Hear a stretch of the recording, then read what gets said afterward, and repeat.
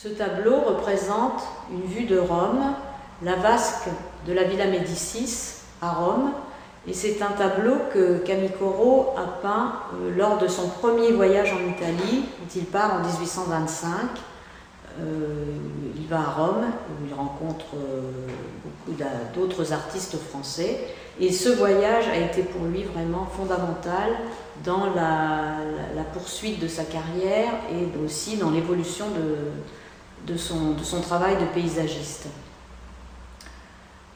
Les motifs qu'il a privilégiés sur ce tableau, c'est d'abord au centre une vasque romaine tout à fait monumentale, très vaste, extrêmement vaste, et c'est une fontaine. C'est donc une pièce antique qui a été réutilisée donc, pour être placée à cet endroit-là, qui est un endroit tout à fait fameux de Rome. Nous sommes sur le Pincio, qui est le lieu où les Romains viennent voir le coucher de soleil.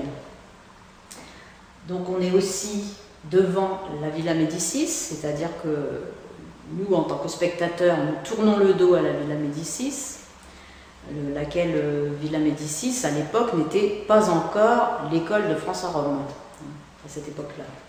Mais c'était ce lieu qui était un lieu élevé, duquel on voit absolument toute la ville, et on voit aussi, bien sûr, Saint-Pierre. Et donc la coupole que vous avez en arrière-plan dans la lumière, c'est la coupole de la basilique Saint-Pierre.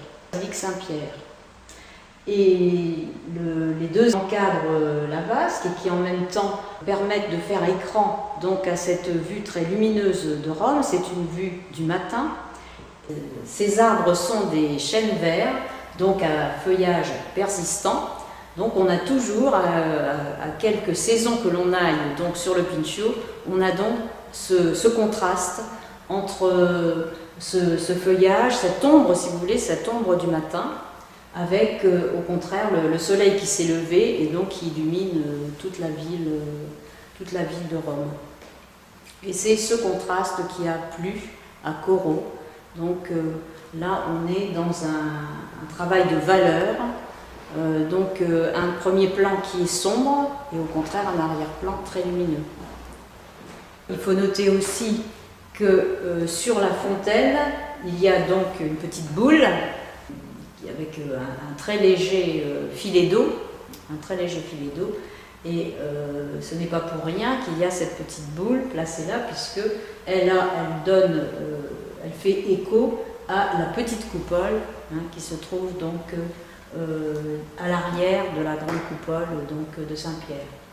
Donc il y a un jeu formel aussi dans ce tableau qui est assez significatif et qui est signifiant de toute façon. Donc là on est à Rome, il y a donc la puissance papale avec cette basilique, et puis il y a aussi l'Antiquité qui est présente avec cette vasque.